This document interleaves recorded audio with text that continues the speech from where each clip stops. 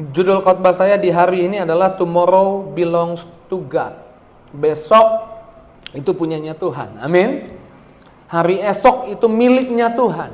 Hari esok ada Tuhan bersama kita. Amin. Sama-sama bilang besok punyanya Tuhan. Amin. Besok itu punyanya Tuhan. Oktober belongs to God. Amin. Oktober ini punyanya Tuhan. Dan kita anak-anaknya Tuhan, kita percaya, kita lihat kebaikan Tuhan di bulan ini. Beranjak dari hari Jumat 30 September kemarin, saya lihat berita, boleh ditampilkan next slide. Ini isi beritanya, resesi. Jadi 2023 katanya ekonomi jadi gelap, kelam semuanya. Ada prediksi, ada berita tentang hari esok. Tapi kita anak-anak Tuhan, kita percaya tomorrow belongs to God. Amin.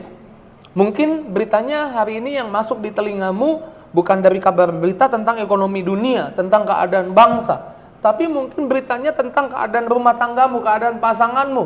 Lalu orang bilang begini, udahlah saya udah lihat, saya punya teman juga, sama seperti pasanganmu melakukan hal seperti itu, udah rumah tangganya memang sulit, udah lebih baik pisah aja. Mungkin ada prediksi tentang kesehatanmu. Dokter bilang, ya dokter nggak dusta juga, memang ada penyakit mungkin di tubuhmu. Lalu ada obat yang harus diminum berdasarkan pengalaman-pengalaman orang semua. Maka kamu ke depan nggak bisa lepas, harus minum obat seumur hidup. Ada prediksi di sana. Ada ramalan di sana tentang hari esok. Tapi sebagai hamba Tuhan saya mau ingatkan, kita anak-anak Tuhan perlu pegang baik ini. Tomorrow belongs to God. Amin. Hari esok ada punya Tuhan. Nah, saudara harus sadar, saudara Israel rohani. Maka saudara harus lihat patternnya atau polanya Israel secara fisik. Orang Israel fisik itu Tuhan lakukan banyak kebaikan. Mereka diperbudak memang di tanah Mesir, tapi Tuhan utus Musa membuat mereka keluar dari tanah Mesir. Sebelum sampai ke Kanaan, lewati padang gurun. Tuhan tahu mereka akan menduduki satu tempat di mana di sekitar mereka juga banyak bangsa-bangsa lain.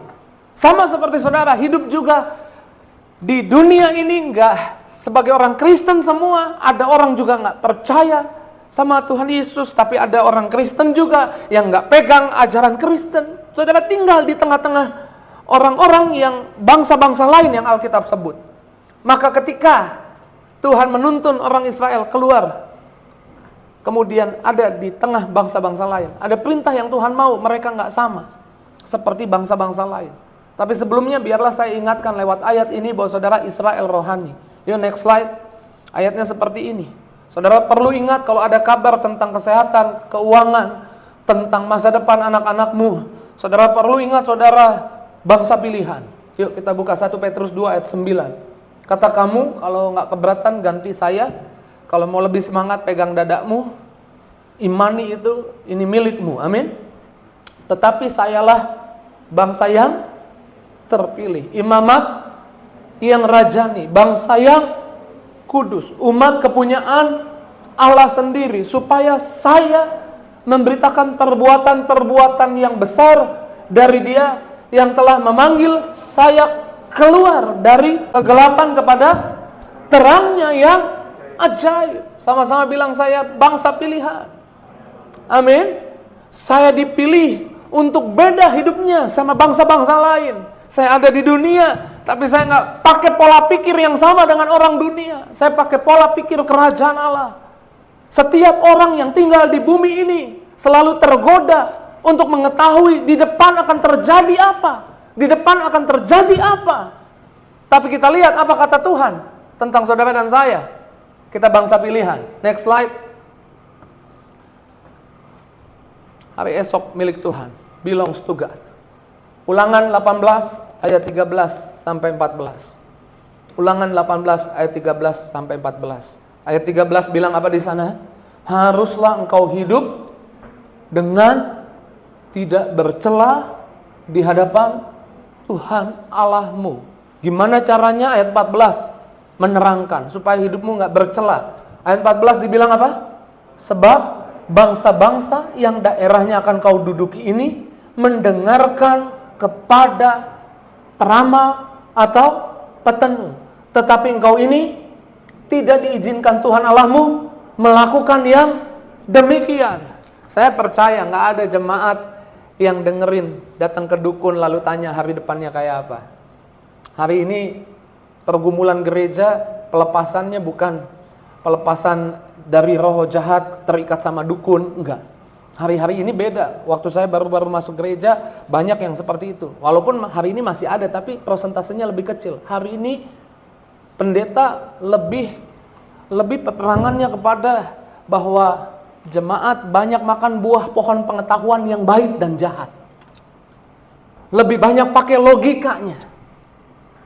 Maka Tuhan mau saudara nggak makan dari buah pohon pengetahuan yang baik dan jahat, tapi saudara makan dari buah pohon kehidupan, makan dari Yesus. Amin.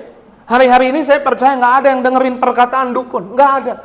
Tapi dengerin apa kata ilmu pengetahuan, apa prediksi para ekonom, apa prediksi para pakar, apa prediksi para penasehat perkawinan, itu yang didengerin.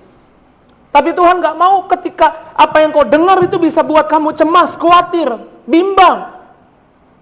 Tuhan mau saudara hanya mendengarkan Tuhan.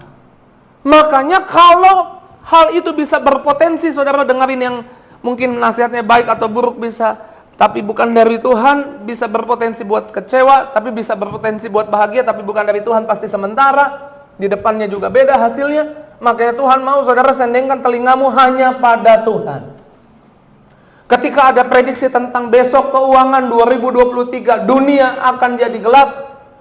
Iya mungkin dengan orang-orang yang menaruh iman pada hal itu terjadi, tapi pada saudara dan saya tidak. Walau 1000 rebah di sisi kiri, 10.000 sisi kanan, itu tidak akan menimpamu. Secupak gandum sedinar, memang itu tentang harga mahal. Secupak gandum sedinar. 1 dinar itu 1 upah 1 hari kerja. Ingat Yesus panggil yang kerja, kasih perumpamaan. Semua pulang dikasih upah 1 hari 1 dinar. Jadi secupak gandum, sepiring nasi gitu, 1 dinar 1 hari kerja, mahal. 3 cupak jelai, sayuran 1 dinar juga, 1 upah 1 hari kerja. Akan datang masa itu, betul. Tapi jangan lupa, masih koma buat saudara dan saya. Yang ada minyak dan anggur, janganlah dirusakkan. Artinya apa? Memang akan ada masa krisis. Tapi mungkin itu dibentuk sendiri oleh iman orang-orang yang tidak andalkan Tuhan. Sehingga mereka beriman pada yang negatif. Sehingga dunia ini memang akan tambah buruk karena banyak orang mengimani yang negatif. Tapi tidak dengan saudara dan saya. Amin. Kita percaya bahwa kita yang ada minyak anggur tidak dirusakkan. Tomorrow belongs to God. Makanya Israel fisik dibawa Tuhan keluar dari perbudakan di Mesir ke padang gurun. Yang dia lihat di depan mata kering semua. Supaya diproses bahwa walaupun kering tiap hari bisa makan. Walaupun kering tiap hari jubahnya baru, bajunya baru. Dipelihara sama Tuhan. Next slide coba. Umat Allah harus mencari informasi khususnya tentang masa depan dengan cara yang sangat berbeda dengan bangsa sekitar mereka. Oke, ini yang tadi saya bahas. Kita nggak bergantung sama prediksi manusia. Kita bergantung sama prediksi Tuhan. Memang Alkitab bilang akan ada kesukaran, kesusahan. Pada hari-hari terakhir akan ada banyak orang yang murtad karena sulit, susah. Tapi jangan lupa, Kisah 2 ayat 17, saya pegang baik. Pada hari terakhir aku akan curahkan rohku ke atas semua manusia. Amin. Di kitab perjanjian lama jangan lupa, Alkitab bilang tanah yang kering ketika ada roh Tuhan jadi tanah yang subur. Di hari terakhir ada kesulitan.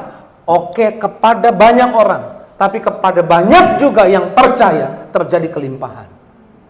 Saya lagi nggak bicara tentang teologi kemakmuran, tapi supaya saudara ngerti, inilah janji Tuhan buat hidupmu. Kalau saudara lihat hari ini keadaan rumah tangga sedang tidak baik-baik saja, bukan di depan prediksinya rumah tanggamu berantakan. Next slide. Orang Israel padang gurun kering semua, tapi Tuhan bilang tenang, kamu akan ke Kanaan. Tenang, kamu tetap makan tiap hari. Dan betul, begitu mereka bangun pagi ada roti mana turun. Kalau mereka mau ambil banyak nggak bisa, jadi busuk. Tuhan latih mereka supaya nggak khawatir tiap hari. Tomorrow belongs to God. Besok ada Tuhan, tenang. Jangan ambil banyak. Mereka dilatih 40 tahun nih, generasi yang besar di padang gurun. Dilatih 40 tahun, tiap pagi bangun pagi, ada roti mana. Ambil banyak, percuma, busuk. Tuhan mau bilang, udah, don't worry about tomorrow. Tomorrow is mine. Hari esok itu punya aku, kata Tuhan. Dan kalau kamu percaya padaku, hari esok milikku, aku serahkan bagimu. Besok bangun pagi ada lagi mananya. Kasutnya baru, sepatunya baru, bajunya selalu baru. Padahal di padang gurun. Supaya mereka dilatih. Saya tulis di sini, dilatih terprovokasi oleh janji Tuhan. Bukan oleh apa yang terlihat di depan mata. Walaupun suamimu belum bertobat hari ini, percaya janji Tuhan. Ketika istri bertobat, suami yang tidak beriman, tidak bertobat, diselamatkan karena istri yang bertobat. Demikian sebaliknya. Supaya hidupmu gak bergantung pada apa yang kau lihat. Lalu mulai buat prediksi hari esok. Lalu mulai takut, cemas tentang hari esok. Bimbang tentang hari esok. Tomorrow belongs to God. Amin. Besok ada Tuhan. Makanya Tuhan bilang sama orang Israel, kamu gak boleh dengerin ramal.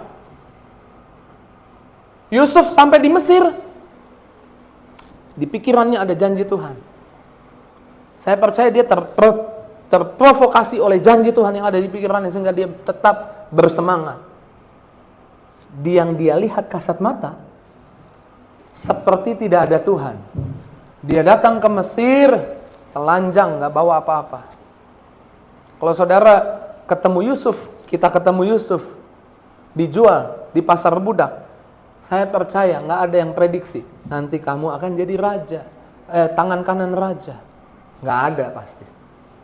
Pasti prediksinya, wah, ya udahlah kamu budak, kerja baik-baik aja, udah jadi budak seumur hidupmu. Ya bangsa asing lagi ke Mesir. Sial deh. Tuhan latih orang Israel. Kadang Tuhan latih saudara hari ini, lihat mungkin di depan matamu, utang belum selesai, sakit masih ada.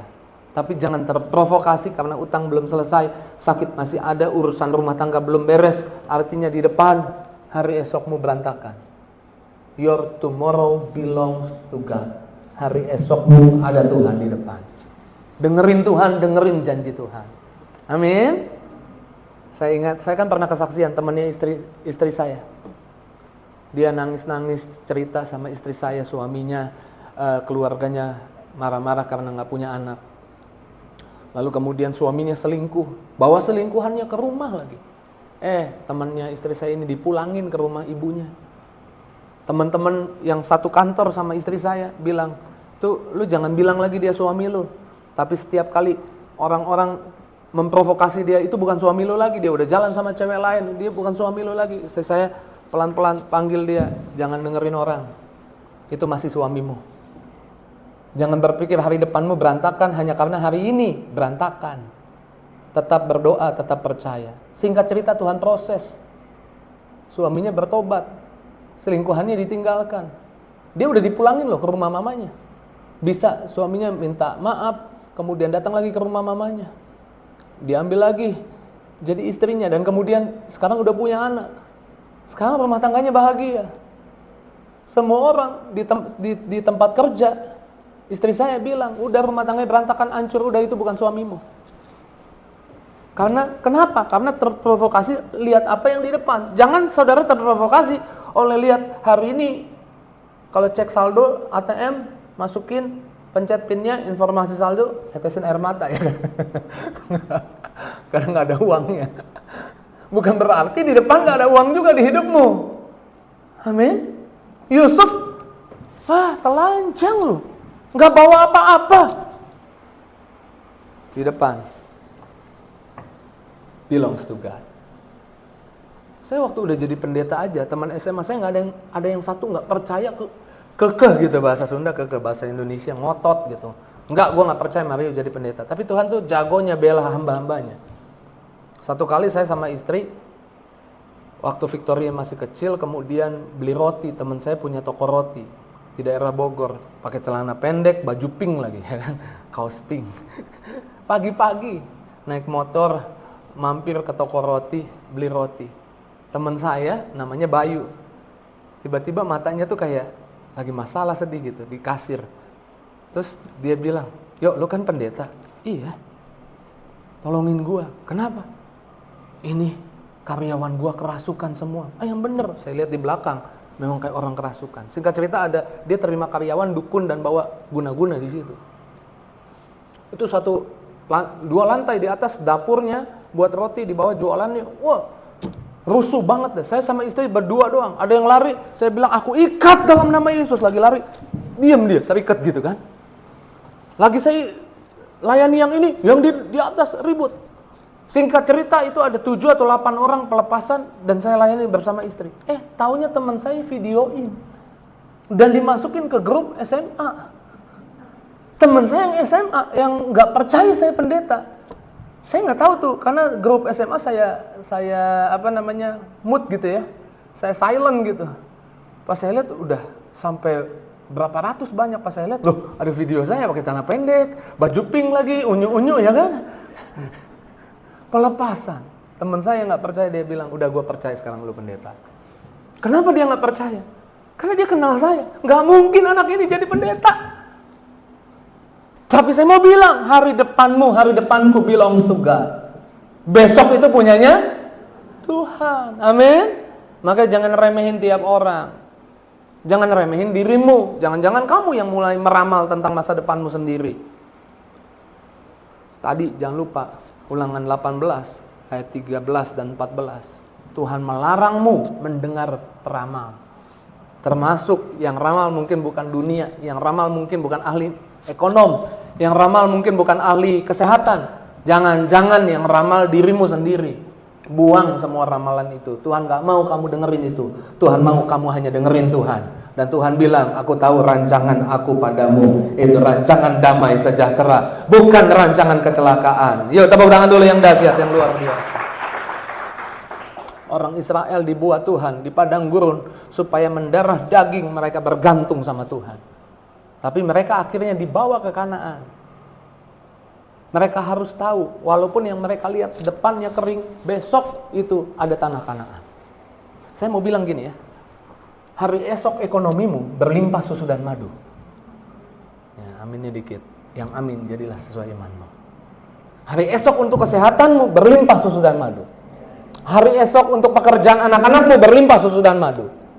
Amin. Nah ini yang Tuhan mau. Saudara lihat hari esok itu sama seperti orang Israel di padang gurun. Lihat hari esok, mereka mau ke Kanaan. Mau ke tanah yang berlimpah susu dan madu. Tapi yang menarik nih buat saya, begitu mereka sampai di tanah Kanaan, kalau saudara baca kitab Yosua, roti mana berhenti. Enggak turun lagi.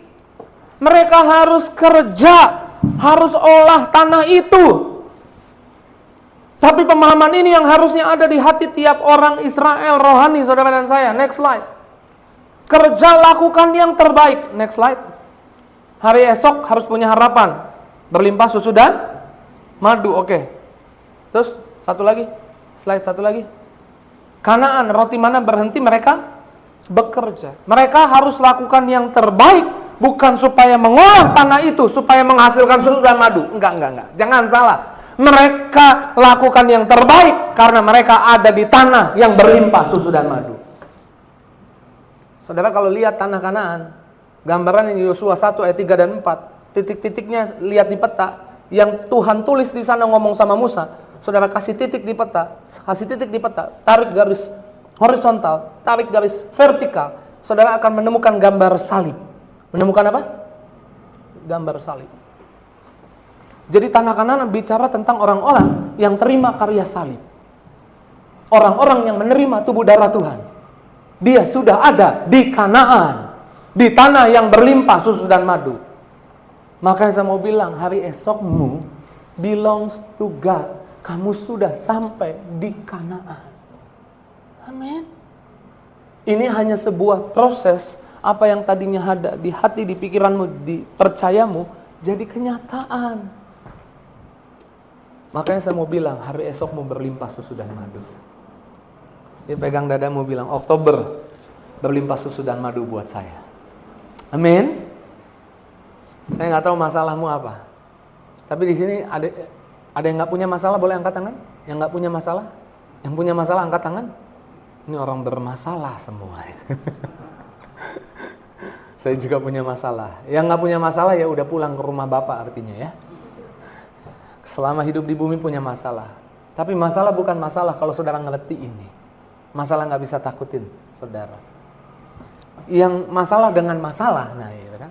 Yang masalah dengan masalah adalah kita tergoda berpikir, besok apa nih untuk masalah ini?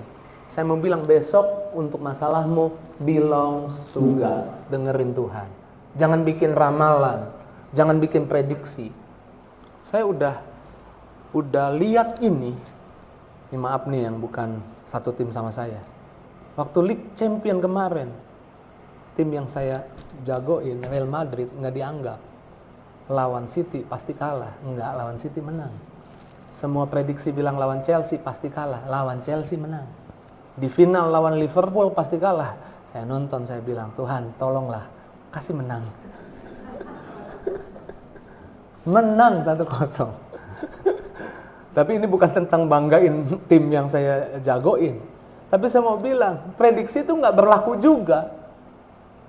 Ketika orang mau bisa punya mental, punya iman, dan akhirnya menghasilkan dengan tindakan semangat juangnya. Amin. Tuhan punya prediksi tentang masa depanmu. Masa depanmu berlimpah susu dan madu. Kenapa kita bisa punya iman masa depan kita berlimpah susu dan madu? Matius 6 ayat 25. Oke, ini udah bagian terakhir, pemain musik boleh siap-siap. Matius 6 ayat 25 dibilang apa? Karena itu aku berkata kepadamu, jangan khawatir akan hidupmu, akan apa yang hendak kamu makan atau minum. Jangan khawatir akan tubuhmu, akan apa yang hendak kamu pakai. Bukankah hidup itu lebih penting daripada makanan? Tubuh itu lebih penting daripada pakaian? Keren banget ya, Yesus 2000 tahun lalu udah ngomong ini. Kita hari ini seringkali alami ini. Kita worry about tomorrow. Tapi hari ini kita diingetin, tomorrow belongs to God. Ayat 26. Pandanglah burung-burung di langit yang tidak menabur dan tidak menuai, tidak mengumpulkan bekal dalam lumbung, namun diberi makan oleh Bapakmu yang di surga. Bukankah kamu jauh melebihi? Di teks lain bilang begini, burung pipit dijual 2 ekor seduit, tapi nggak ada yang jatuh di luar, mati di luar pantauan Tuhan. Bukankah kamu jauh lebih berharga? Jadi ayat ini lagi ngomong, kenapa masa depanmu saya berani bilang belongs to God. Saya berani bilang berlimpah susu dan madu, karena kamu di mata Tuhan berharga. Amin. Buat saudara yang mungkin diremehin sama mertua, diremehin, jangan-jangan pasanganmu remehin. Jangan-jangan lebih parah lagi, dirimu sendiri remehin dirimu sendiri. Biarlah dari mimbar ini terdengar di telingamu sampai di sel-sel tubuhmu, kamu berharga di mata Tuhan.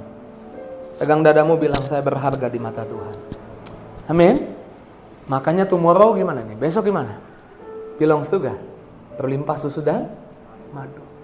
Siapakah di antara kamu yang karena sahasta, yang karena kekhawatirannya dapat menambah sahasta saja pada jalan hidupnya? Ayat 28. Dan mengapa kamu khawatir akan pakaian? Perhatikan bunga bakung di ladang yang tumbuh tanpa bekerja, tanpa meminta. Namun aku berkata kepadamu, Salomo dalam segala kemegahannya pun tidak berpakaian seindah dari salah satu bunga itu. Ayat 30. Jadi jika demikian Allah mendandani rumput di ladang yang hari ini ada dan besok dibuang dalam api, tidakkah Ia akan terlebih lagi mendandani kamu? Ini bicara tentang apa? Saya punya anjing kecil namanya Ciko. Udah 5 tahun di rumah saya.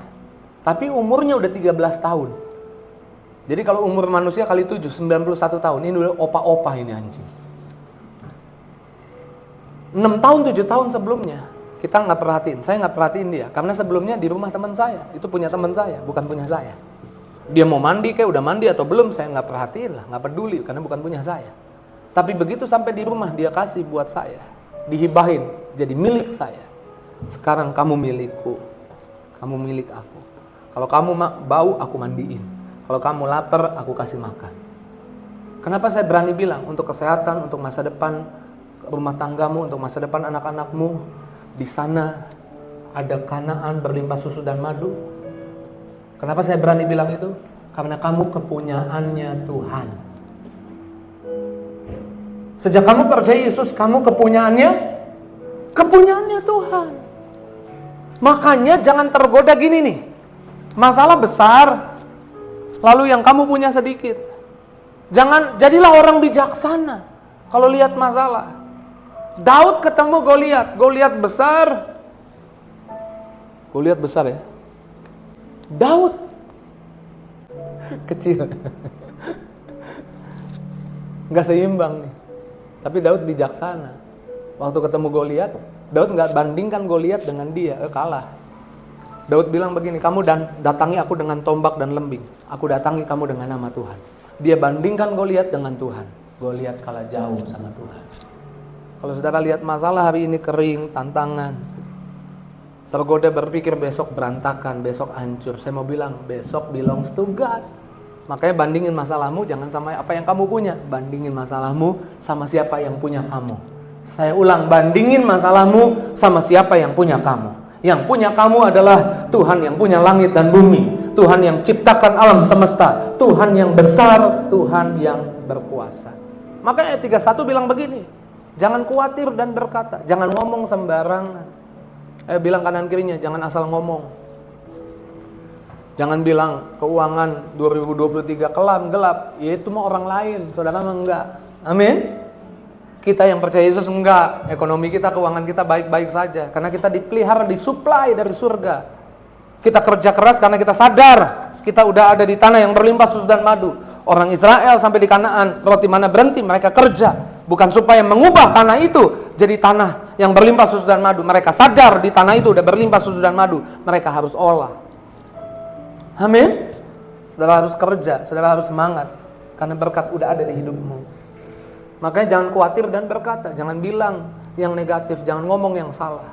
Apa yang kami makan, apa yang kami minum, apa yang kami pakai. Ayat 32 bilang begini, semua itu dicari bangsa-bangsa yang tidak mengenal Allah. Tetapi Bapamu yang di surga tahu kamu perlu. Sama-sama bilang, Tuhan tahu saya perlu semuanya itu. Saudara punya teman yang gak kenal Tuhan dan rajinnya minta ampun? Saya ada. Teman saya kerjanya rajin minta ampun. Banting tulang, peres keringat. Ya, ngeri banget ya.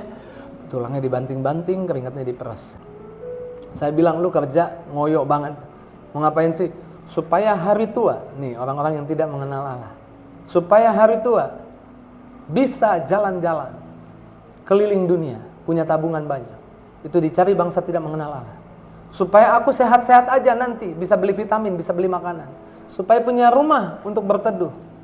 Alkitab bilang, ayat 33, kalau kamu cari aja dulu kebenaran dan kerajaan Allah dan kebenarannya. Maka semuanya apa? Ayat 32 tadi. Semua yang dicari bangsa-bangsa, semua yang dicari teman saya itu, nanti dikasih ke saya. Amin. Amin. Makanya ayat 34 bilang apa? Ini ayat 32, 33, oke, ayat 34. Sebab itu jangan khawatir akan hari esok. Bilang kanan kirinya, don't worry about tomorrow. Amin. Nah, belajarlah ngomong bahasa Inggris. Campur-campur kayak anak selatan. Ya kan? Kalau di selatan literally gitu kan. Tapi kalau saya di Bandung beda lagi. Orang mah liar ya katanya gitu. Anak muda selatan sama anak muda Bandung beda banget. Oke, tengok kanan kirinya bilang, don't worry about tomorrow. Amin, gitu dong. Bilang, tomorrow belongs to God. Amin. Jangan dengerin prediksi orang. Jangan bikin ramalan sendiri. Dengerin Tuhan. Untuk semua masalahmu, dengerin Tuhan. Sekali lagi saya mau bilang, tomorrow belong to God. Aku masih punya Tuhan, punya pengharapan. Aku tetap beriman Tuhanku, Yesus kekuatanku, Yesus kekuatanku. Aku masih punya Tuhan. Nah, saudara kadang harus ingetin dirimu, Harus ingetin rohmu, jiwamu. Ketika ada masalah belum beres, ketika ada tantangan, ada tanah yang kering, berasa ada di padang gurun. Ingat orang Israel di padang gurun, Tuhan janji mereka akan masuk ke tanah Kanaan. Jangan tergoda berpikir hari depanmu, besokmu masalah, besokmu berantakan, besokmu hancur. Saya mau bilang, your tomorrow belongs to God. Your tomorrow berlimpah dengan susu dan madu. Kenapa kita berani katakan itu? Karena kita mau angkat tangan kita dan kita mau nyanyikan pujian ini untuk setiap masalah tantangan yang aku hadapi. Aku masih punya Tuhan, punya pengharapan. Aku tetap beriman, Tuhanku, Yesus kekuatanku, Yesus kekuatanku. Aku masih punya